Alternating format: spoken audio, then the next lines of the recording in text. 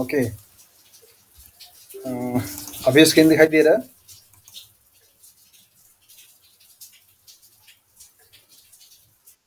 Okay. सो आज की class में बेसिकली हम लोग यूनिट नंबर 13 का जो आपका सिलेबस चल रहा था उसमें आज हम लोग पढ़ेंगे इम्यूनो टेक्निक के बारे में। आपके कौन कौन से इम्यूनोलॉजी में यूज़ किए जाने जो टेक्निक्स हैं उनसे क्या क्या प्रॉब्लम सवाल आपसे पूछे जाते हैं CSIR में। आज आज की इस क्लास में पूरा का पूरा आपका वो वाला जो पोर्शन होगा मेथड्स इन बायोलॉजी का, जिसमें एक आपको पॉइंट दे रखा है इम्यूनो टेक्निक्स, जिसमें कई सारी चीज़ें पढ़नी है, जैसे अलाइजा है, रिया है, फिश है, फ्लोरीसेंस है, फैक्स है, ये सारे आपको कॉन्सेप्ट पढ़ने हैं। इन सब के बारे में हम लोग क्या करेंगे, डिस्कस करेंगे। तो कोशिश हमारी ये रहेगी कि आज की जो क्लास हो वो आपकी टाइमली पूरी प्रॉपर तरीके से फिनिश हो जाए और जितना सिलेबस हम लोग सोच करके आए हैं वो सिलेबस भी आपका कवर हो जाए। काफ़ी सारा चीज़ में से आप लोग पहले भी पढ़े हुए हैं, कुछ लोग जो कि नए क्लास में जुड़े हैं उनके लिए थोड़ा सा ये रहेगा कि हाँ उनको स्टार्टिंग में समझना रहेगा। तो आज की क्लास बेसिकली स्टार्ट होगी हमारी एंटीजन एंटीबॉडी इंट्रैक्शंस के बेसिस पे बेस्ड। जितने भी आपके टेक्निक्स हैं उन टेक्निक्स को यूज़ करके आप कहाँ कहाँ पे कौन कौन से टेक्निक्स आप यूज़ करते हैं किन किन पर्पज़ के लिए। तो सबसे पहले हम लोग यहाँ पे देखते हैं कि एंटीजन एंटीबॉडी का इंट्रैक्शंस क्या होता है, और होपफुली कि आप लोग एंटीजन और एंटीबॉडी के बारे में जानते होंगे। हम लोग जब इम्यूनोलॉजी पढ़ेंगे तो वहाँ पे बहुत डिटेल से इसके बारे में पढ़ेंगे। अभी फ़िलहाल हम लोग यहाँ पे देख लेते हैं कि जिस तरीके से आपने एंजाइम सबस्ट्रेट के बारे में पढ़ रखा होगा या आपने हार्मोन्स और रिसेप्टर के बारे में पढ़ रखा होगा, वैसे ही आपके एंटीजन्स और एंटीबॉडी होते हैं, जो कि दो बायोलॉजिकल सिस्टम मतलब लिविंग सिस्टम में पाए जाने वाले मॉलिक्यूल्स होते हैं। एंटीबॉडी किसी भी लिविंग ऑर्गेनिज्म के सिस्टम में क्या होता है, बनने वाला एक ग्लाइकोप्रोटीन्स होता है, मतलब प्रोटीन्स मॉलिक्यूल्स होते हैं। और एंटीजन जो होता है वो आपका क्या होता है, फॉरेन पार्टिकल्स होते हैं जो कि आपके लिए डिजीज़ कॉज करने का काम करता है। तो जब कभी भी नॉर्मली आपके जो एंटीबॉडी होते हैं उनके पास स्ट्रक्चर कुछ इस तरीके से आपको दिखाई देता है। अभी आपको सिर्फ एक रफ आइडिया यहाँ पे दे दे रहे हैं, बाकी डिटेल में जब हम लोग पढ़ेंगे इम्यूनोलॉजी तो वहाँ पे आपको बताया जाएगा। एंटीबॉडी जो होता है वो वाई शेप का होता है, इसके पास यहाँ पे जो रीजन होती है वो एंटीजन से बाइंड करने वाली रीजन होती है, इन एंटीजन से बाइंड करने वाला प्रॉपर्टी होता है। बाकी आपका ये वाला जो रीजन होता है वो आपके कॉन्स्टेंट रीजन होते हैं। तो एंटीजन एंटीबॉडी के इंटरेक्शंस का मतलब ये हुआ कि जितने भी आपके एंटीजन मॉलिक्यूल्स होते हैं उन सभी के पास अपना एक स्पेसिफिक क्या होता है, शेप होता है, और स्पेसिफिक काइंड का उनका क्या होता है, स्ट्रक्चर होता है।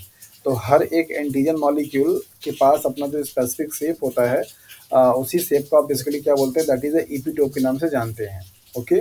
और उसी शेप का कॉम्प्लीमेंट्री एंटीबॉडी जो मॉलिक्यूल्स होते हैं उनके पास क्या होती है, बाइंडिंग साइट्स होती है। जैसे मान लीजिए अगर आपका ये वाला है तो इसके लिए इनके इनके पास साइड कैसा पाया जाएगा, लाइक दैट, इस तरीके से। तो आकर के यहाँ पे क्या करेगा, ऐसे इंटरेक्ट हो जाता है।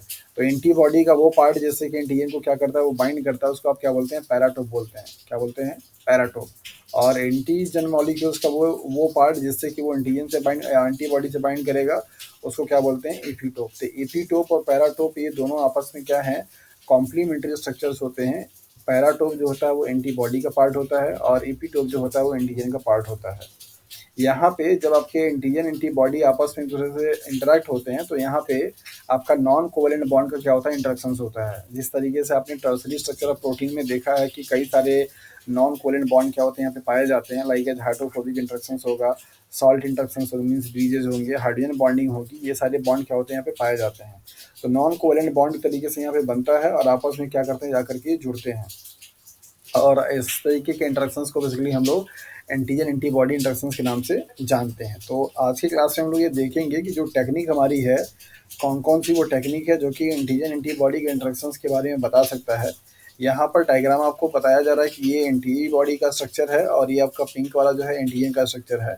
तो इनके जो आपके बाइंडिंग साइट्स होते हैं जिनके बारे में मैंने आपको बताया कि पैराटोप ये वाला होगा और इपीटोप आपका पिंक वाला होगा। तो इन पैराटोप और इपीटोप के साइड्स पे, मीन्स उनके उस प्लेस पे बहुत सारे एक्टिव ग्रुप पाए जाते हैं। मतलब वहाँ पे हाइड्रोजन बॉन्ड क्या होता है, बनता है। और हाइड्रोजन बॉन्ड जो बनता है वो ग्रुप के बीचेस में, जिसके बारे में आपको यहाँ पे दिखाया जा रहा है कि ये आपका एंटीबॉडी का पार्ट है पूरा, जो कि इसके पास एक ग्रुप है। और इसके बाद आपका ये एंटीजन के पार्ट आपका कौन सा ग्रुप है, ये वाला ग्रुप है। तो इन दोनों के बीच में यहाँ पे जो बॉन्ड बन रहा है वो क्या है, आपका हाइड्रोजन बॉन्ड होता है। तो हाइड्रोजन बॉन्ड एक नॉन कोवेलेंट बॉन्ड की कैटेगरी में गिना जाता है। ऐसे ही यहाँ पर आपके इस एंटीबॉडी के पास आपका यहाँ पे देखिए एक नेगेटिव आयन है और इसके पास आपका क्या है, पॉजिटिव आयन है। तो जब भी कोई नेगेटिव और पॉजिटिव आयन आपस में इंटरेक्ट होते हैं तो वहाँ पे हम बोलते हैं that is the salt bridge बोलते हैं, या फिर आयनिक इंटरेक्शन से आयनिक बॉन्ड के नाम से जाना जाता है। तो ये आपका क्या है, आयनिक बॉन्ड है। सिमिलरली यहाँ पर आपको क्या होंगे, हाइड्रोफोबिक इंटरेक्शंस होगा। हाइड्रोफोबिक का मतलब होता है कि वाटर मॉलिक्यूल के साथ में वो इंटरेक्ट नहीं हो पाएगा, मीन्स उसमें सॉल्युबल नहीं हो सकता है, तो अपने आप को मिनिमम से मिनिमम एरिया में क्या करता है, ऑक्यूपाई करके रखने का काम करता है। तो ये पॉसिबल आपके बॉन्ड हैं जो कि एक एंटीजन और एंटीबॉडी जब आपस में जुड़ते हैं तो उनके बीच में क्या-क्या बॉन्ड हो सकता है, ये पॉसिबल बॉन्ड आपको यहाँ पे दिखाए जा रहे हैं। तो कौन-कौन से बॉन्ड हो गए हैं, that is the hydrogen bond हो गया नंबर पहला, दूसरा आपको यहाँ पे दिया गया आयनिक बॉन्ड, तीसरा आपको दिया गया यहाँ पे हाइड्रोफोबिक बॉन्ड, चौथा आपको दिया गया वैन डर वाल बॉन्ड और पाँचवा आपको दिया गया मतलब वो भी वही फिर से है आयनिक बॉन्ड। ये सारे जितने बॉन्ड आपको यहाँ पे दिखाए जा रहे हैं ये सब के सब आपके क्या है, नॉन कोवैलेंट बॉन्ड की कैटेगरी में आते हैं। और जो नॉन कोवैलेंट बॉन्ड होते हैं वो बेसिकली अगर देखा है तो उनकी स्ट्रेंथ जो होती है वो वीक होती है, एक वीक टाइप के बॉन्ड होते हैं। मतलब इनको आसानी से आप क्या कर सकते हैं, कंडीशन दे करके, चाहे टेम्परेचर का, चाहे यानी कि स्ट्रेंथ का, ये दे करके इनके बॉन्ड को आप ब्रेकआउट कर सकते हैं। तो एंटीजन और एंटीबॉडी का जो इंटरेक्शंस होता है they are very highly specific in nature, means each kind of antigen has their unique shape structure on their surface and it can only bind to a specific kind of a antibody molecule।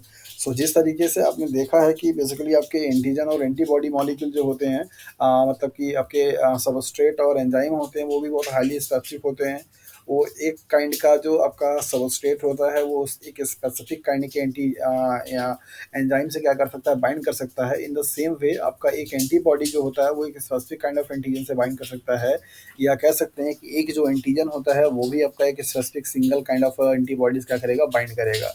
तो antigen antibody का जो interactions होता है वो क्या है, that means यही कि जब कभी भी कोई एक स्पेसिफिक काइंड ऑफ एंटीजन किसी एक स्पेसिफिक काइंड ऑफ एंटीबॉडी से क्या करता है, एसोसिएट होता है, मीन्स जुड़ता है, तो ऐसे एसोसिएशंस को हम एंटीजन एंटीबॉडी इंटरेक्शंस के नाम से जानते हैं। और वहाँ पे पॉसिबली जो बॉन्ड बनते हैं वो सब के सब आपके क्या है, नॉन कोवैलेंट बॉन्ड होते हैं। हाइड्रोजन, आयनिक, हाइड्रोफोबिक, वैन डर वाल, ये सारे बॉन्ड यहाँ पे पाए जाते हैं।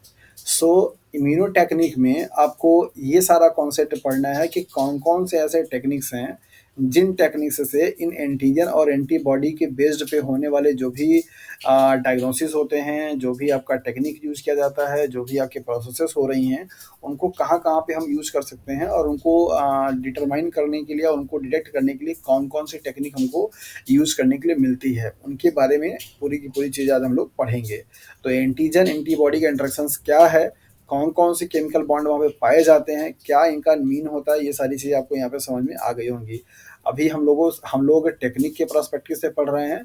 जब आपको इम्यूनोलॉजी का पोर्शन स्टार्ट करेंगे तो वहाँ पर आपको एंटीजन और एंटीबॉडी को बहुत डिटेल में पढ़ाएंगे और बहुत सारी इन्फॉर्मेशन आपको वहाँ पे मिलेंगी एंटीजन एंटीबॉडी के बारे में जानने के लिए। जो लोग केवीएस के क्लास लिए हैं वो लोग को अच्छे से समझ में आता होगा कि एंटीजन एंटीबॉडी में कितना सारा चीज़ पढ़ना है। और केवीएस के ही क्लास में बहुत सारी चीज़ें मैंने आपको पढ़ा दी थी, उससे ज़्यादा डिटेल में आपको यहाँ पे पढ़ने को रहेगा। तो आपको बेसिकली ये है कि अभी ये समझना कि एंटीजन एंटीबॉडी का जो इंटरेक्शंस है वो क्या है और इसके बेसिस पे जो टेक्निक्स आपको यूज़ किए जा रहे हैं उनके बारे में हमको अभी पढ़ना है। तो क्या क्या चीज़ें हमको आज की क्लास में पढ़ना रहेगा यहाँ पे आप देख लीजिए। तो आपको नॉर्मली यहाँ पे चीज़ें लिस्ट की गई हैं कि क्या क्या चीज़ हो सकता है। जैसे हम लोग देखेंगे प्रेसिपिटेशन रिएक्शंस क्या होता है, राइट, और इससे आपके सवाल पूछे जाते हैं। एग्लूटिनेशन रिएक्शंस क्या होता है, रिया टेक्निक क्या होती है, एलाइजा टेक्निक क्या होती है, ये टेक्निक्स के बारे में अभी आपको पढ़ना रहेगा। और साथ साथ वेस्टर्न ब्लॉटिंग जो होती है प्रोटीन के लिए वो भी क्या है, immuno precipitation, immunofluorescence and flow cytometry, ये सारी की सारी टेक्निक आपके सिलेबस में दे रखी है। एक यहाँ पे इम्यूनोफ्लोरेसेंस में आपका एक टेक्निक और भी है, फिज के बारे में पढ़ना है, तो ये भी हम लोग क्या करेंगे आज की क्लास में पढ़ेंगे। तो देखेंगे कि हाँ इन सारे टेक्निक का कौन कौन से सिचुएशंस में आप यूज़ कर पाते हैं और क्या इनका मीन होता है। तो एंटीजन एंटीबॉडी का इंटरेक्शंस का फिगर आपको जो दिखाया गया उसमें यही बताने की कोशिश की गई कि एक एंटीजन मॉलिक्यूल्स कैसे आपके एंटीबॉडी से आकर के इंटरेक्ट होता है या बॉन्ड बनाता है और कौन कौन से पॉसिबल काइंड के बॉन्ड वहाँ पे पाए जाते हैं। नेक्स्ट हम लोग स्टार्ट करेंगे आज के इस क्लास का जो आपका टॉपिक है, that is the precipitation reactions. और प्रेसिपिटेशन रिएक्शंस और एग्लूटिनेशन जो रिएक्शंस होते हैं उनका क्या मीन होता है, क्या इनमें बेसिक कॉमन चीज़ें होती हैं और क्या इनमें डिफरेंस होता है, ये सारी चीज़ें हम लोग यहाँ पे पढ़ेंगे। तो यहाँ पर आपको कुछ पॉइंट्स लिखे गए हैं प्रेसिपिटेशन रिएक्शंस के बारे में लिख करके।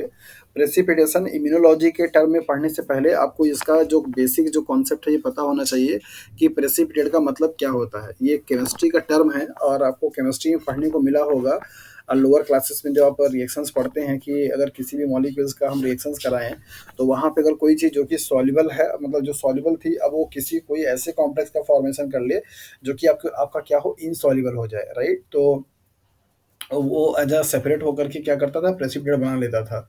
तो उसी के कॉन्सेप्ट से यहाँ पर भी आपको दिया जा रहा है precipitation reaction and agglutination reaction. Most of the time पे जब डिफरेंसेस पूछे जाते हैं इन दोनों कॉन्सेप्ट में, प्रेसिपिटेशन रिएक्शंस में और एग्लूटिनेशन रिएक्शंस में, तो डिफरेंशिएट करना थोड़ा सा मुश्किल हो जाता है कि एक्चुअली में इनमें क्या होता है। होता दोनों में वही चीज़ है, एंटीजन एंटीबॉडी का इंटरेक्शन ही होता है, और दोनों में इंटरेक्शन होने की वजह से वहाँ पे एक सेपरेट टाइप का मॉलिक्यूल बन जाता है जिसको हम डिटेक्ट कर पाते हैं, जिसको देख पाते हैं, और उनको देख करके ये बता पाते हैं कि हाँ यहाँ पे इंटरेक्शन आपके हुए हैं, राइट? तो यहाँ पे हम लोग देखेंगे कि हाँ क्या क्या बेसिक चीज़ें हैं जो कि कॉमन डिफरेंस होती है इनमें। तो नंबर पहला आप यहाँ पे देखिए कि प्रेसिपिटेशन जो रिएक्शन है उसका मेन कॉन्सेप्ट क्या है। जब कभी भी कोई एंटीबॉडी किसी ऐसे एंटीजन मॉलिक्यूल से क्या करे, इंटरेक्ट करे, जिसका नेचर कैसा हो, सॉल्युबल हो, soluble kind of antigen molecule अगर आपका एंटीजन से क्या, एंटीबॉडी से क्या करेगा, इंटरेक्ट करेगा किसी भी एक्वस फेज सॉल्यूशंस में, तो वहाँ पे जो चीज़ बनेगी वो क्या बनाएगा, दैट इज द प्रेसिपिटेट बनाएगा, और ऐसे रिएक्शंस को आप क्या बोलते हैं, प्रेसिपिटेशन रिएक्शंस बोलते हैं। Means simply what, when a soluble antigen molecule interact with a antibody molecule in aqueous solution, then it will form a visible precipitate, and such kind of a reaction is known as the precipitation reaction। जब कभी भी आपका कोई soluble kind of antigen molecule किसी antibody से क्या करेगा, interact करेगा, और इंटरेक्ट करने के बाद वहाँ पे विजिबल क्लम्पिंग बनाएगा, विजिबल प्रेसिपिटेट बनाएगा जो कि दिखाई देगा आसानी से, उसको उस रिएक्शंस को हम लोग प्रेसिपिटेशन रिएक्शन के नाम से जानते हैं। सो लैटिस का मतलब होता है क्रिस्टल, ओके। जैसे NaCl जो आपका होता है क्रिस्टल लैटिस होता है, मतलब कि जो जिसे, जैसे आप लोगों ने पढ़ा है कि जो सॉलिड होते हैं वो दो तरीके के होते हैं, एक आपका क्रिस्टलाइन सॉलिड होता है और दूसरा आपका अमॉर्फस सॉलिड होते हैं। तो लैटिस का मतलब होता है क्रिस्टलाइन सॉलिड, मतलब जो एकदम प्रॉपर एक फिक्स शेप में हो, उनका उनकी ज्योमेट्री प्रॉपर हो। जैसे रबर आपका एक क्या है, सॉलिड है, लेकिन क्या उसका शेप और साइज फिक्स है? So answer is no. So ऐसे सॉलिड को आप क्या बोलते हैं, अमॉर्फस सॉलिड बोलते हैं। जबकि जिनके सॉलिड के शेप और साइज क्या होते हैं, फिक्स होते हैं, एरिया फिक्स होती है, उनको आप क्या बोलते हैं, क्रिस्टलाइन सॉलिड के नाम से जाना जाता है। ठीक है। तो यहाँ पे लैटिस का मतलब है क्रिस्टल, दैट मीन्स प्रॉपर एक परमानेंटली कन्फर्मेशन में होगा, शेप में होगा। तो आपको यहाँ पे बताया गया कि जब कभी भी एंटीबॉडी, जब कभी सॉल्युबल एंटीजन मॉलिक्यूल से क्या करेगा, इंटरेक्ट करेगा, सॉल्युबल एंटीजन मॉलिक्यूल से इंटरेक्ट करेगा, तो उस रिएक्शंस को आप क्या बोलते हैं, प्रेसिपिटेशन रिएक्शन के नाम से जाना जाता है। और उसको उसको आप क्या बोलेंगे, प्रेसिपिटेट बोलेंगे, जो कि आपको दिखाई देता है। तो प्रेसिपिटेशंस के लिए जो प्रॉपर कॉन्सेप्ट है वो क्या है, एंटीबॉडी एंटीजन का इंटरेक्शन यहाँ पे भी होता है, एंटीजन एंटीबॉडी का इंटरेक्शन यहाँ पे भी होता है। सिंपल सा कॉन्सेप्ट में डिफरेंसेस क्या है कि जब अगर एंटीजन का नेचर आपका कैसा होगा, सॉल्युबल होगा, तो उस टाइम पे अगर वो एंटीबॉडी से इंटरेक्ट करेगा तो उसको आप क्या बोलेंगे, प्रेसिपिटेशन रिएक्शन बोलेंगे। और अगर उस एंटीजन का नेचर कैसा हो, इनसॉल्युबल हो, और इनसॉल्युबल फॉर्म में जा करके वो किसी एंटीबॉडी मॉलिक्यूल से क्या करेगा, इंटरेक्ट करेगा, तो उसको आप क्या बोलेंगे, एग्लूटिनेशन रिएक्शंस के नाम से जानते हैं। सो प्रेसिपिटेशन रिएक्शंस का जो सेकंड पॉइंट है वो क्या कह रहा है आपसे कि antibody that aggregate soluble antigens are called precipitins. ऐसे सारे एंटीबॉडी जो कि आपका आकर के क्या करेगा, सॉल्युबल एंटीजन से बाइंड करता है, उस एंटीबॉडी को हम लोग प्रेसिपिटीन के नाम से जानते हैं। और जो चीज़ वहाँ पे बनेगी उस चीज़ को बेसिकली आप क्या बोलेंगे, that is the precipitation reactions के नाम से जान, मतलब प्रेसिपिटेट बोलते हैं, और उस रिएक्शंस को आप क्या बोलते हैं, प्रेसिपिटेशन रिएक्शन के नाम से जानते हैं। तो इस तरीके से आपने यहाँ पे देखा कि प्रेसिपिटीन, प्रेसिपिटेट और प्रेसिपिटेशन रिएक्शन, ये तीनों वर्ड क्या हैं, ये आपको समझ में आ जाना चाहिए। देखते हैं भाई कोई ज्वाइन होना चाह रहा है, तो पहले ज्वाइन कर देते हैं। तो यहाँ पर आपको दिखाई दे रहा है, और यहाँ पे आपको तीन वर्ड मैंने बताया। एक तो पहला वर्ड आपका हो गया प्रेसिपिटेट, और दूसरा वर्ड हो गया आपका प्रेसिपिटीन, और तीसरा वर्ड आपका हो गया प्रेसिपिटेशन।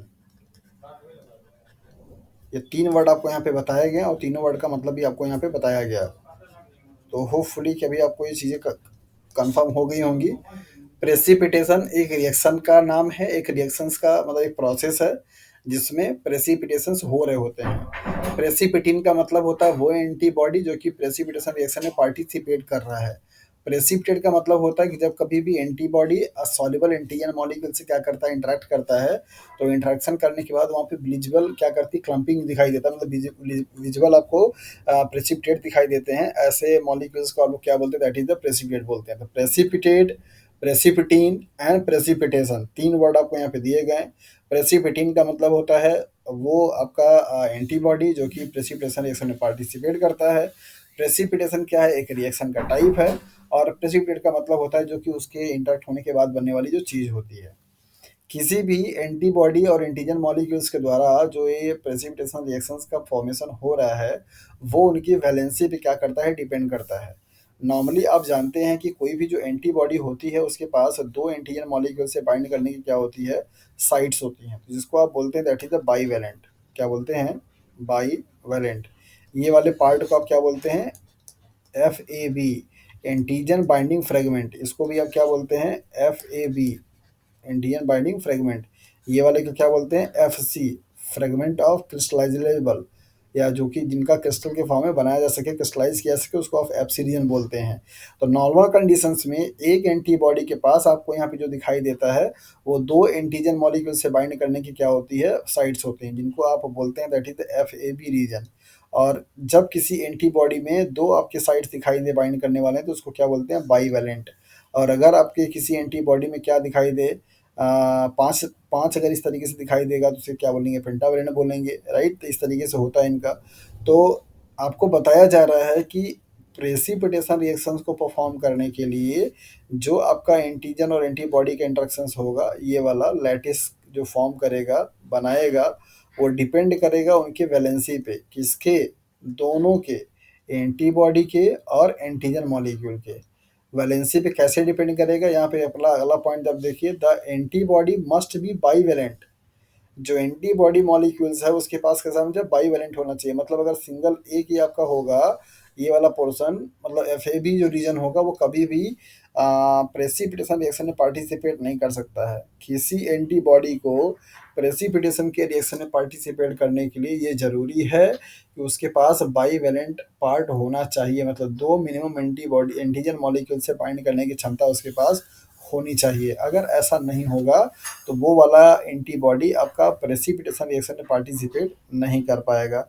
ऐसे ही आपके जो एंटीजन मॉलिक्यूल्स होते हैं उन एंटीजन का भी नेचर आपको बाईवैलेंट तो होना ही चाहिए। बाईवैलेंट अगर एटम नहीं होगा तो वो आपका एंटीबॉडी से इंटरेक्ट नहीं हो पाएगा सही तरीके से, और आपका प्रेसिपिटेशन रिएक्शन परफॉर्म नहीं कर पाएगा।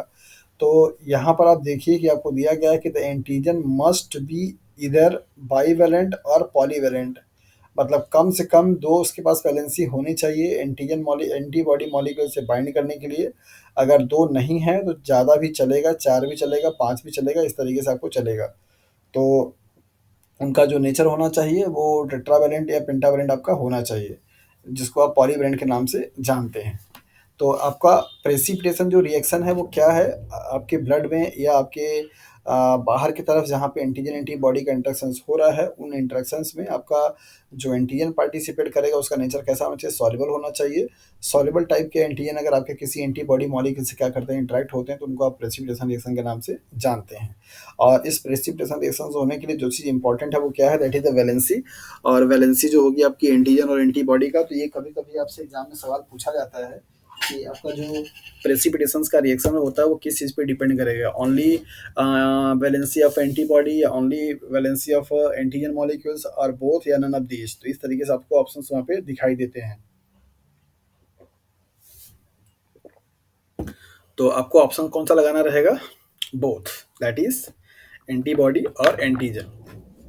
सो नेक्स्ट हमारे पास जो कॉन्सेप्ट है दैट इज एग्लूटिनेशन रिएक्शंस का। तो एग्लूटिनेशन रिएक्शंस में भी आपका क्या होगा, एंटीजन और एंटीबॉडी का इंटरेक्शंस होगा, एंटीजन और एंटीबॉडी का इंटरेक्शंस होगा। लेकिन यहाँ पे एंटीजन मॉलिक्यूल का जो नेचर होगा कैसा होगा, दैट इज द इनसॉल्युबल होगा। कैसा होगा, इनसॉल्युबल। मतलब अब आपके एंटीजन का जो नेचर होगा वो इनसॉल्युबल होगा, वो सॉल्युबल नहीं होना चाहिए। तो when ever insoluble type of antigen molecule will interact with any kind of antibody, then they perform agglutination kind of reactions, and such kind of reactions is known as the agglutination reaction.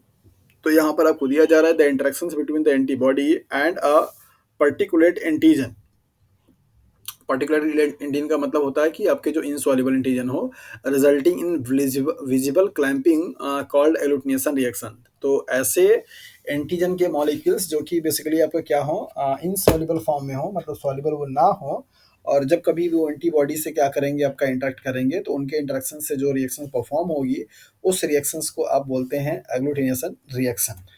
यहाँ पर आपको एक figure दिया जा रहा है और उस फिगर की हेल्प से आपको ये बताया जा रहा है कि हाँ, आपका जो एग्लूटिनेशन रिएक्शंस होता है और जो आपके प्रेसिपिटेशन रिएक्शंस होते हैं, उन दोनों में क्या क्या सिमिलरिटीज होती है और क्या क्या यहाँ पे डिफरेंसेस होते हैं। तो सबसे पहली चीज़ तो ये दोनों के दोनों आपके क्या हैं, एंटीजन एंटीबॉडी के इंटरेक्शंस के एग्जाम्पल हैं। चाहे वो आपका प्रेसिपिटेशन रिएक्शन हो, चाहे वो आपका एग्लूटिनेशन रिएक्शन हो। सिमिलरिटीज यहाँ पे क्या है, दोनों में ही एंटीबॉडी क्रॉस लिंक करता है एंटीजन से, और यहाँ पे आपका फॉर्म करेगा क्या, प्रेसिपिटेट फॉर्म करेगा, राइट। मतलब जो चीज़ आपको वहाँ पे दिखाई देती है, तो दोनों मॉलिक्यूल्स में या दोनों ही आपके प्रोसेसेस में होने वाली जो सिमिलरिटीज हैं वो क्या है, कि दोनों के ही केस में आपका क्या होगा, एंटीजन एंटीबॉडी मॉलिक्यूल्स का इंटरेक्शंस होगा।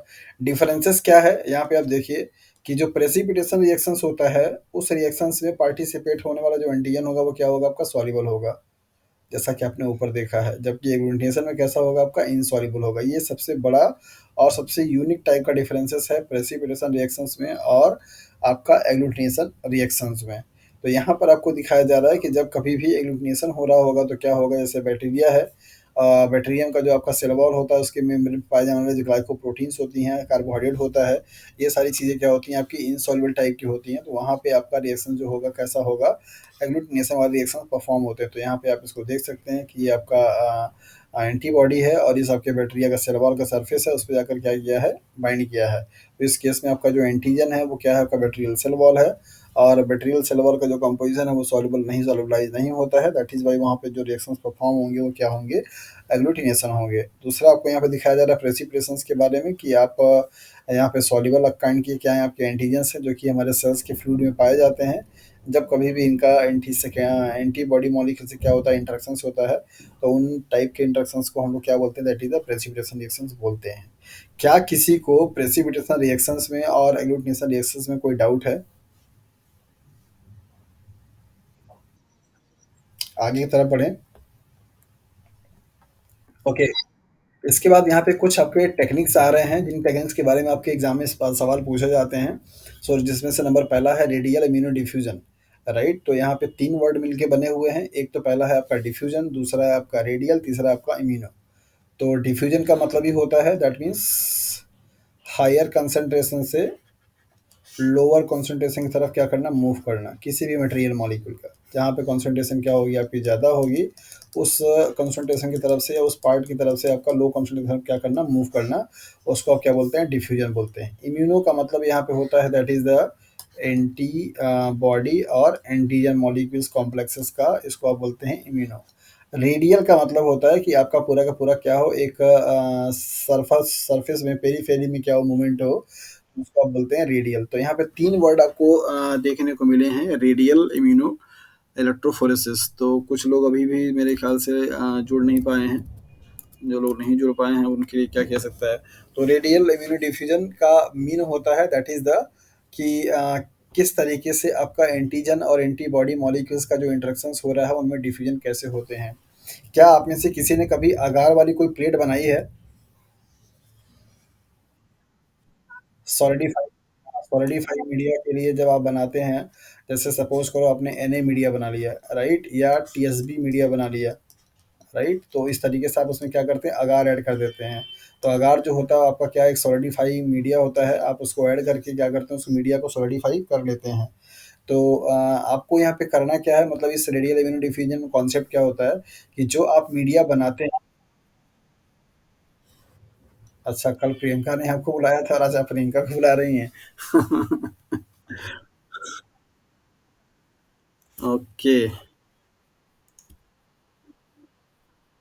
हाँ, रिकॉर्डिंग पे लगी हुई है, मैं लगा दिया हूँ रिकॉर्डिंग पे। एक दिन क्लास मिस हुई है, उसकी इम्पोर्टेंस समझ में आ रही है मुझे कि वीडियो की बहुत सख्त ज़रूरत है।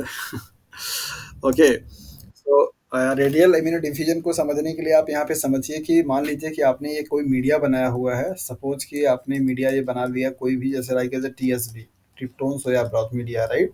और इसमें आपने क्या किया है, अगार को भी सप्लीमेंट कर दिया है। अगार इसलिए क्योंकि आपको सॉलिडिफाई करना है।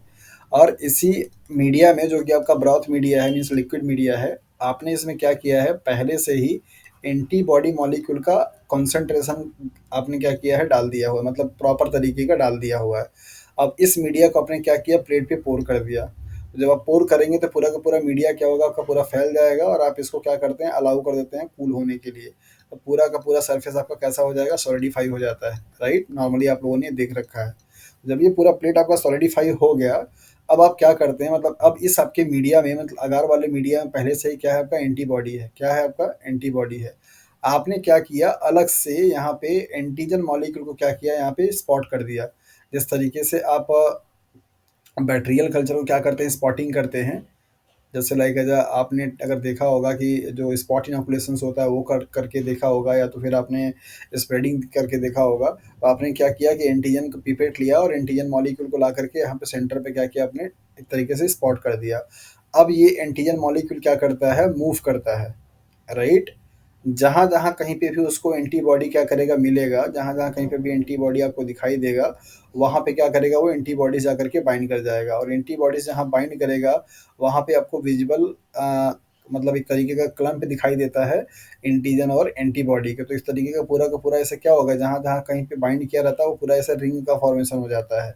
तो ऐसे टाइप के टेक्निक को आप रेडियल इम्यूनो डिफ्यूजन के नाम से जानते हैं।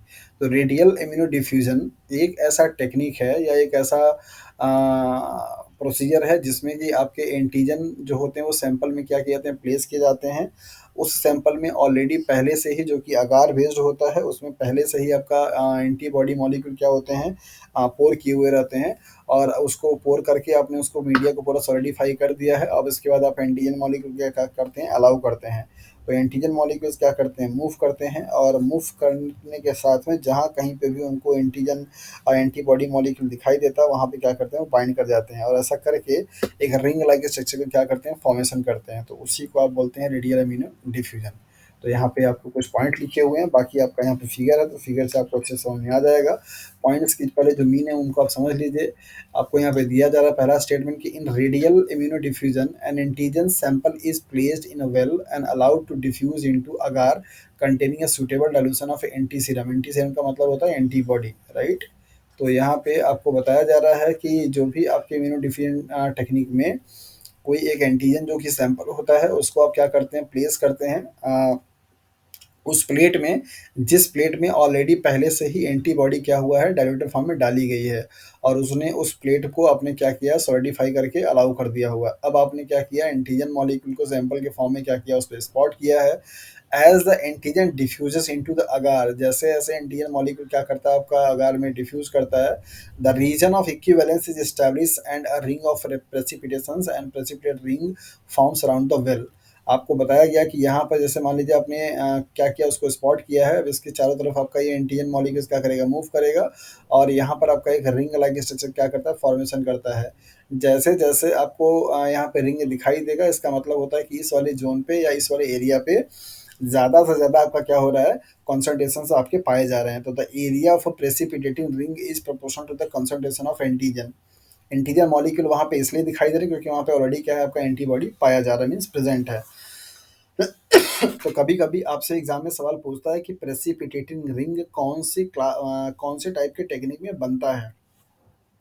तो रेडियल इम्यूनो डिफ्यूजन एक ऐसी प्रोसेस है, एक ऐसा टेक्निक है, जिसमें जो एंटीजन मॉलिक्यूल्स होते हैं वो क्या किए जाते हैं, स्पॉट किए जाते हैं एक मीडिया पे, जिस मीडिया का नेचर जो होता है पहले से ही सॉलिड होता है।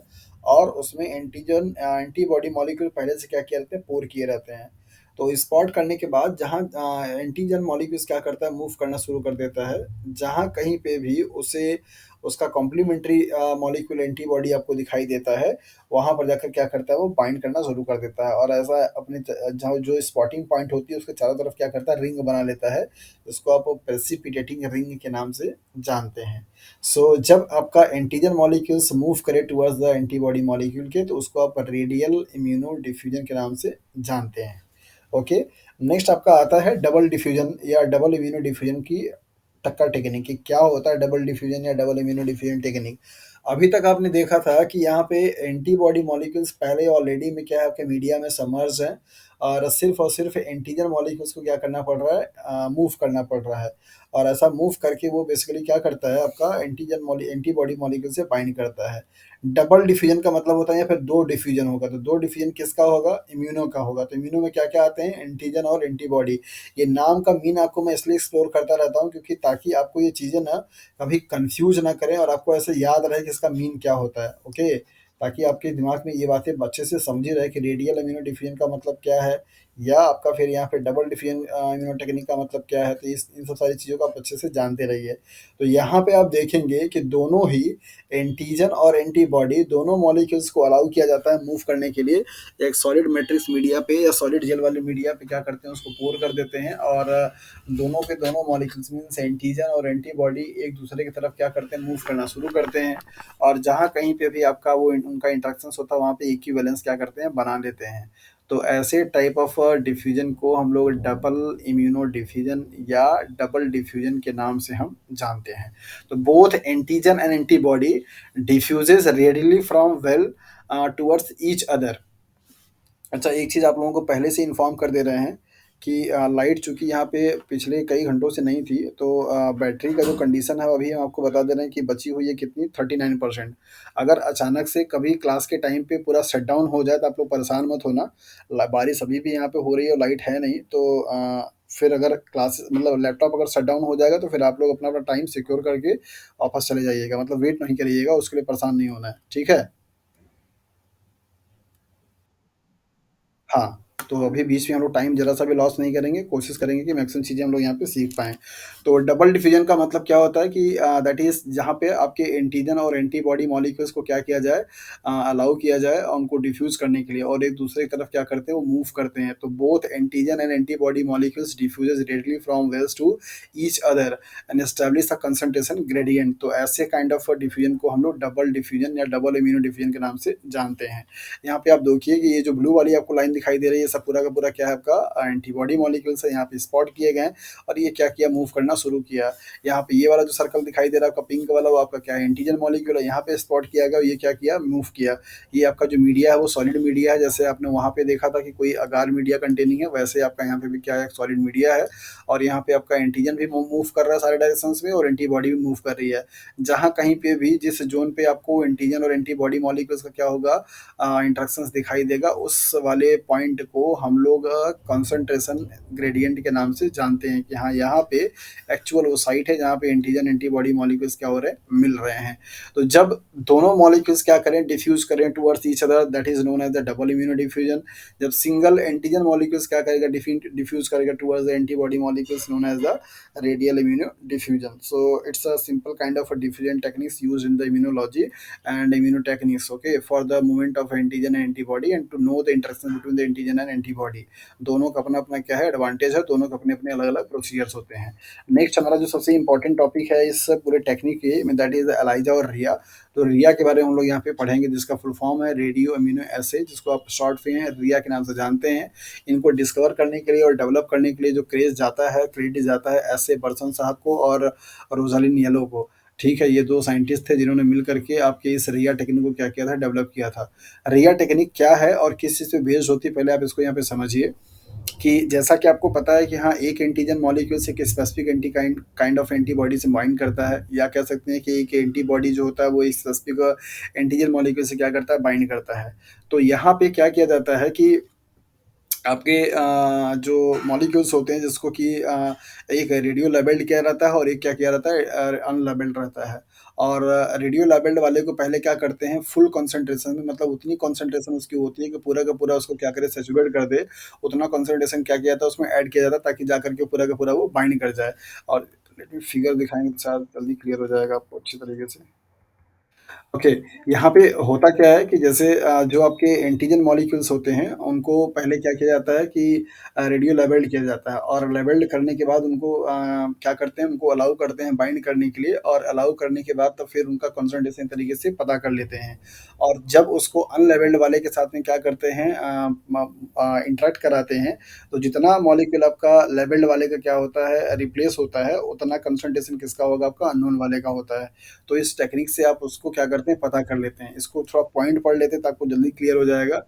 यहाँ पर दिखाया जा रहा है कि रेडियो अमीनो एसिड मीन्स रिया जो टेक्निक होती है सबसे पहली बार इंसुलिन और उसके जो एंटी इंसुलिन रिसेप्टर मॉलिक्यूल्स होते हैं उनको उन कॉम्प्लेक्सेस को बताने के लिए या डिटेक्ट करने के लिए यूज किया गया था और सबसे पहले उसी के लिए मतलब ये डेवलप की गई थी, जो कि डायबिटिक पेशेंट में पाया जाता है। जो प्रिंसिपल है रिया टेक्निक का वो क्या है, involve competitive binding of a radio labelled antigen and unlabelled antigen to the highly specific antibody. एक एंटीबॉडी मॉलिक्यूल्स से आपका जो एक स्पेसिफिक शेप का है उस स्पेसिफिक शेप से दो टाइप के यहाँ पे एंटीजन हैं, एक आपका है रेडियो लेबल्ड एंटीजन मॉलिक्यूल और एक आपका है नॉन लेबल्ड एंटीजन मॉलिक्यूल्स। इन दोनों का ही जो शेप है वो सेम है, मतलब ये दोनों ही आपस में क्या कर सकते हैं, मतलब दोनों ही एंटीबॉडी एंटीजन मॉलिक्यूल्स इस एंटीबॉडी से क्या कर सकते हैं, बाइंड कर सकते हैं, राइट। एंटीबॉडी को इस बात से फर्क नहीं पड़ता है कि वो रेडियो लेबल्ड है या अनलेबल्ड है, उसको सिर्फ अपने स्पेसिफिक साइट से मतलब होता है बाइंड करने के लिए। तो पहले स्टार्टिंग में क्या करते हैं कि यहाँ पे देखिए, मान लीजिए आपका ये पूरा एक वेल्स है और इसमें आपने आपने क्या किया, एंटीबॉडी पहले से पड़ा हुआ मतलब डाला हुआ है। अब इस एंटीबॉडी के कॉन्सेंट्रेशंस के हिसाब से ये जो रेडियो लेबल्ड वाला आपका एंटीजन मॉलिक्यूल होता है, इस एंटीजन मॉलिक्यूल्स को क्या करते हैं यहाँ पे बाइंड कर मतलब डालते हैं, इनकॉर्पोरेट कराते हैं। उतना कॉन्सेंट्रेशन होता है कि जितने से कि जितने भी आपके एंटीबॉडी यहाँ पे पाए जा रहे हैं वो सारे के सारे एंटीबॉडी का जो आपका बाइंडिंग साइट से पूरा का पूरा क्या हो जाए, ऑक्यूपाई हो जाए, मतलब none of the single antigen binding sites of antibody molecules will left. कोई भी ऐसा सिंगल मॉलिक्यूल्स ऐसा नहीं होगा एंटीबॉडी का जो कि वैकेंट रहेगा, सारे के सारे आपके एंटीजन मॉलिक्यूल्स जा करके उस एंटीबॉडी मॉलिक्यूल्स के साथ में क्या करते हैं, बाइंड कर लेते हैं। ऐसे कॉन्सेंट्रेशंस को हम सैचुरेटेड कॉन्सेंट्रेशंस के नाम से जानते हैं। तो यहाँ पे आप देखिए पहला पॉइंट आपको क्या बता रहा है कि जो आप the principle of RIA involve competitive binding of radio labelled antigen and unlabelled antigen to the highly specific antibody.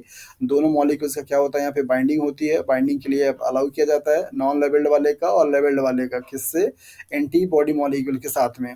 यहाँ पे बताया जा रहा है the labelled antigen is mixed with antibody at a concentration that saturate the antigen binding site of a antibody. ये जो आपका radio labelled वाला एंटीजन होता है इसको जब यहाँ पे अलाउ करते हैं, डालते हैं, तो इसका कंसंट्रेशन उतना ज़्यादा रखते हैं जिससे कि सारे के सारे एंटीबॉडी मॉलिक्यूल्स के जो एंटीजन बाइंडिंग साइट्स है वो सबके सब क्या हो जाए, कंप्लीटली बाइंड कर, मतलब कोई भी खाली ना रह जाए। अब उसके बाद क्या कर, जैसे जब आपने सपोज कीजिए कि यहाँ पे मान लीजिए हमने एंटीबॉडी का नॉन कंसंट्रेशन लिया था, राइट, एंटीबॉडी का नॉन कंसंट्रेशन लिया था और उसी के हिसाब से हमने एंटीजन का भी जो रेडियो लेबल्ड है इसका भी नॉन कंसंट्रेशन लिया था। हमने डाल करके देखा ये पूरा का पूरा आपका जो एंटीबॉडी मॉलिक्यूल है वो सारा सारा क्या किया, बाइंड कर चुका है, राइट। तो जितना अमाउंट हमने यहाँ पे डाला ये नॉन वाले का ये कंसंट्रेशन हमको पता रहेगा अच्छी तरीके से। सेम उतने ही वॉल्यूम में एंटीबॉडी लेकर के अब क्या करेंगे, दूसरे वेल्स में इस वाले से क्या करते हैं, कराते हैं, या उसी वेल्स में करा सकते हैं। तो आपका इस दोनों में मतलब जो नॉन रेडियो लेबल्ड होते हैं और जो आपका रेडियो लेबल्ड होता है, इन दोनों में क्या होता है, कंपटीशन होता है। कंपटीशन किसके बेसिस पे, कंसंट्रेशंस के बेसिस पे।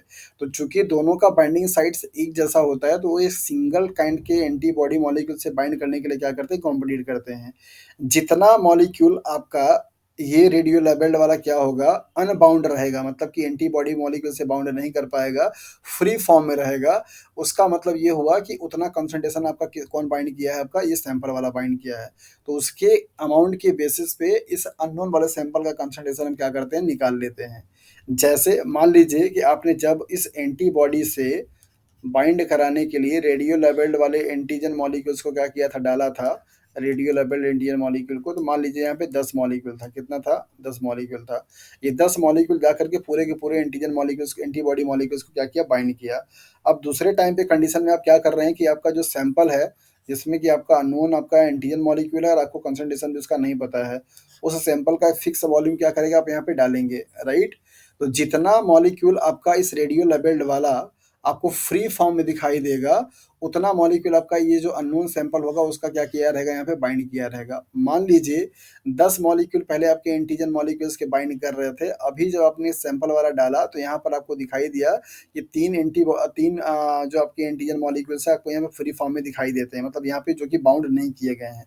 तो 3 आपके जो दिखाई नहीं दिए, मतलब जो आपको दिखाई दे रहे हैं जो बाइंड नहीं किए, उसके जगह पे बाइंड कौन किया, सैंपल का आपका कंसंट्रेशन, सैंपल का आपका एंटीजन। तो इसका मतलब ये हुआ कि ये 3 एंटीबॉडी आपका जाके 3 एंटीजन मॉलिक्यूल्स जाके कौन बाइंड किया है, सैंपल वाले एंटीजन वाले बाइंड किए हैं। तो उसके बेसिस पे आप कंसंट्रेशन क्या करते हैं, निकाल पाते हैं। रेडियो लेबल्ड का एंटीबॉडी का कंसंट्रेशन जितना आपका बाइंड नहीं किया हुआ रहेगा, अनबाउंड फॉर्म में रहेगा, उसके कंसंट्रेशन के बेसिस पे हम सैंपल के एंटीजन मॉलिक्यूल का कंसंट्रेशन क्या करते हैं, निकालते हैं। इसी टेक्निक को आप क्या बोलते हैं, रिया टेक्निक के नाम से जानते हैं। तो यहाँ पे स्टेटमेंट पढ़ देते हैं आपको कि क्या इसका मीन है। तो यहाँ पर आपको बताया गया कि जो आपके लेवल्ड वाले एंटीजन मॉलिक्यूल्स होते हैं उनको सैचुरेटेड कंसंट्रेशन पे क्या किया जाता है, डाला जाता है, ताकि सारे के सारे एंटीजन बाइंडिंग जो साइट्स होते हैं एंटीबॉडी के वो क्या हो, ऑक्यूपाई हो जाए। Then test sample of unlabelled antigen. अब जो आपका सैंपल है जिसके पास कोई लेवलिंग नहीं है, नॉर्मल है, ऑफ अननोन कंसंट्रेशन, उसका कंसंट्रेशन हमको नोन नहीं है, उसको क्या किया जाता है, धीरे धीरे प्रोग्रेसिवली उसमें लार्जर अमाउंट में क्या करते हैं, ऐड करते हैं। The antibody does not distinguish labelled from unlabelled antigen. जो एंटीबॉडी होता है उसको इस बात से कोई फर्क नहीं पड़ता है कि कौन सा एंटीजन मॉलिक्यूल आपका लेबल्ड है और कौन सा एंटीजन मॉलिक्यूल आपका अनलेबल्ड है, right. So the two kind of antigen compete for available binding sites on the antibody. अब दो टाइप के जो दोनों जो आपके एंटीबॉडी एंटीजन मॉलिक्यूल्स है, दैट इज द लेबल्ड वाला और अनलेबल्ड वाला, ये दोनों उसी सेम टाइप के एंटीबॉडी के साथ में क्या करेंगे, इंटरेक्ट करने के लिए कॉम्पिटिशन्स करते हैं। तो जो आपका जिसका कंसंट्रेशन आपका ज़्यादा होगा वो जाकर क्या करता है, बाइंड करता है। तो चूंकि रेडियो लेबल्ड के पास क्या होती है, प्रॉपर्टी होती है लाइट इमिट आउट करने की, तो उसका कंसंट्रेशन हम आसानी से ट्रैक कर सकते हैं। तो जितना आपका रेडियो लेबल्ड वाले का कंसंट्रेशन हमको अनबाउंड वाला दिखाई देता है, उसी के डायरेक्टली प्रोपोर्शनल क्या हो जाता है आपका बाउंड वाला कंसंट्रेशन। मतलब कि जो आपके अनलेबल्ड वाले होते हैं वो जाकर वहाँ पे क्या किया रहता है, बाउंड किया रहता है। तो इसके बेसिस पे आप उसका एस्टिमेशन क्या करते हैं, लगा पाते हैं। तो the antigen is generally labeled with a gamma emitting isotope such as iodine 125। ये भी आपके एग्जाम में सवाल पूछा गया कि रेडियो इम्यूनो डिफ्यूजन में या इम्यूनो एसे में जो आपका रेडियो लेबलिंग की जाती है उसके लिए एलिमेंट कौन सा यूज किया जाता है। तो आयोडीन है और इसका एटॉमिक मास कितना है, 125 है। आयोडीन 125 जो कि गामा फॉर्म में है, गामा इमिट करता है ये रेडिएशंस को, अल्फा बीटा गामा। जो कि आपको पता है कि रेडियो एक्टिव जो एलिमेंट होते हैं 3 टाइप के रेडिएशंस को इमिट आउट करते हैं, जिसमें से गामा रेडिएशंस को क्या करेगा, इमिट आउट करता है। तो इस वाले एलिमेंट से क्या किया जाता है, एंटीजन मॉलिक्यूल्स को रेडियो लेवलिंग की जाती है, टैगिंग की जाती है। तो जितना कंसंट्रेशन आपका जो रेडियो लेबल्ड वाला होता है वो आपका डिटेक्ट होता है, उतने ही कंसंट्रेशन आप मानते हैं कि आपके सैंपल में क्या है, अननोन कंसंट्रेशन वाला जो सैंपल था उसमें उतना एंटीजन मॉलिक्यूल्स क्या है, प्रेजेंट होते हैं। तो इस प्रिंसिपल पे आपका काम करता है radio immuno assay, that means RIA technique. यहाँ पर इस फिगर में आपको यही बताया जा रहा है कि जैसे सपोज कीजिए आपके यहाँ पे क्या है, एंटीबॉडी मॉलिक्यूल है आपका, ये वाला ब्लू वाला जो दिखाई दे रहा है, और आपका ये एंटीबॉडी मॉलिक्यूल्स बाइंडिंग साइट्स होते हैं जो आपको यहाँ पे दिखाई दे रहा है। और ये आपका रेडियो लेबल्ड एंटीजन मॉलिक्यूल है जो कि बाइंड करेगा। और इसके बाद आपका ये वाला जो होगा अनलेबल्ड एंटीजन मॉलिक्यूल्स होंगे। तो पहले आपने क्या किया कि यहाँ पे डाल करके उसको दिखाया है कि आपके जितने भी एंटीजन, जैसे सपोज यहाँ पे 1 2 3 आपके क्या है एंटीजन एंटीबॉडी मॉलिक्यूल्स हैं, तो 1 2 3 4 5 6 एंटीजन मॉलिक्यूल से बाइंड कर सकता है। तो यहाँ पे आपने 1 2 3 4 5 6 7 मतलब उसके पूरे बाइंडिंग साइट्स से एक ज़्यादा एंटीजन मॉलिक्यूल आपने लिया हुआ है। तो ऐसे कंसंट्रेशन को आप क्या बोलते हैं, सैचुरेटेड कंसंट्रेशन आपने लेकर के उसको यहाँ पे डाल दिया है। तो अब पूरा का पूरा आपका जो एंटीजन मॉलिक्यूल होगा जाकर के एंटीबॉडी से क्या करेगा, बाइंड कर लेगा। तो यहाँ पे आपको दिया जा रहा है कि the patients unlabelled antigen are added also. अब उस केस में पेशेंट की बॉडी से जो आपका एंटीजन है उसको क्या किया गया, यहाँ पे डाला गया है। तो अब इस वाले वेल्स में आपके 2 टाइप के एंटीजन हो गए, एक तो एंटीजन आपका हो गया अनलेबल्ड वाला और एक एंटीजन आपका हो गया अनलेबल्ड वाला। तो जितना आपका लेबल्ड आपने डाला था वो कंसंट्रेशन आपको पहले से पता था। अब आपको ये वाला एंटीजन अगर आपको फ्री फॉर्म में दिखाई देता है, इसका मतलब वो एंटीबॉडी से बाइंड नहीं किया है। तो उससे एंटीबॉडी से उस वाले एंटीबॉडी से कौन बाइंड कर लिया है, पेशेंट का एंटीजन। तो जितना मॉलिक्यूल आपको यहाँ पे दिखाई दे जाएगा ये रेडियो लेबल्ड वाला, उसका कंसंट्रेशन आपको पता कर लेते हैं, मतलब आपको नोन होता है। और उसी कंसंट्रेशंस के बेसिस पे आप जो सैंपल में पेशेंट के सेम बॉडी में जो सैंपल था उसमें जो एंटीजन मॉलिक्यूल्स होते हैं उनके कंसंट्रेशन के बारे में क्या करते हैं, आइडिया लगाते हैं। तो इस तरीके से रिया टेक्निक से आप किसी भी एंटीजन मॉलिक्यूल्स का क्या करते हैं, कंसंट्रेशन निकालते हैं सैंपल में जो कि प्रेजेंट होता है, और उससे आप देखते हैं कि कितना उसका मतलब उस एंटीबॉडी मॉलिक्यूल्स के लिए बाइंडिंग है या फिर या नहीं है। तो ये दोनों चीज़ आप उससे कर सकते हैं। क्या रिया टेक्निक में, that means radio amino acid technique में, किसी को कहीं कुछ डाउट है, कुछ ऐसा है जो कि समझ में नहीं आया?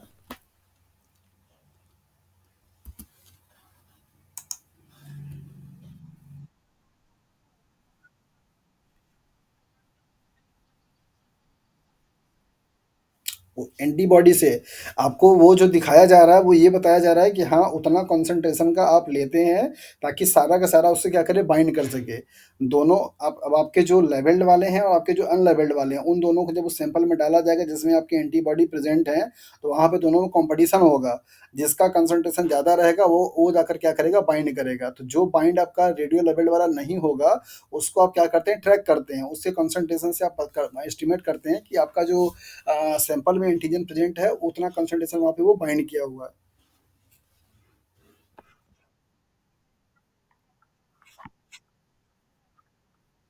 हाँ,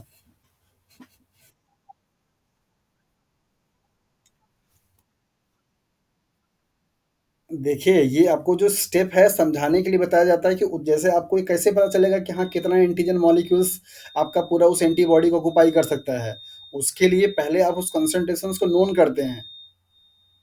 इसके बाद जब आपको अननोन सैंपल का जब एस्टिमेशन करना होता है, तो 2 आपके रेडियो लेवल्ड वाले जो होते हैं और आपके जो अनलेवल्ड वाले होते हैं, उन दोनों को ही एक साथ एंटीबॉडी से क्या करते हैं, बाइंडिंग कराने के लिए अलाउ करते हैं। जो रेडी हाँ, जो रेडियो लेबल्ड होगा उसका कंसंट्रेशन आपको नोन होता है। जो अनलेबल्ड होगा उसका कंसंट्रेशन आपको अननोन होता है। तो रेडियो लेबल्ड वाला जो कि बाइंड नहीं कर पाएगा, उसके कंसंट्रेशन से आप अनलेबल्ड वाले एंटीजन मॉलिक्यूल के कंसंट्रेशन क्या करते हैं, पता करते हैं। ठीक है? हाँ, आपके दिमाग में जो बार-बार ये कन्फ्यूज़न हो रहा है कि सर पहले तो जब रेडियो लेबल्ड वाला जाकर के एंटीबॉडी से बाइंड कर गया, तो अब एंटीजन कहाँ बाइंड करेगा? तो वो आपको स्टेप इसलिए समझाया गया है सेपरेट करके कि आपको ये पता चले कि हाँ, उस सॉल्यूशन में जो एंटीबॉडी प्रेज़ेंट थे, उनके सारे एंटीजन बाइंडिंग साइट्स को ऑक्यूपाई करने के लिए सारा वो जो कंसंट्रेशन आपको दिया गया रेडियो लेबल्ड का, वो सफिशिएंट था। जब हमको ये पता चल जाता है, तो उतना ही अमाउंट में रेडियो लेवल लेकर के और आपका जो सैंपल होता है, उन दोनों एंटीजन को लेकर के आप एंटीबॉडी के साथ में क्या करते हैं, इंटरेक्शन कराते हैं। ठीक है? ओके। और किसी को रेडियो इम्यूनो ऐसे में दैट मीन्स रिया टेक्निक में कहीं अगर कुछ डाउट है, कुछ पूछना है तो जल्दी से पूछ लें।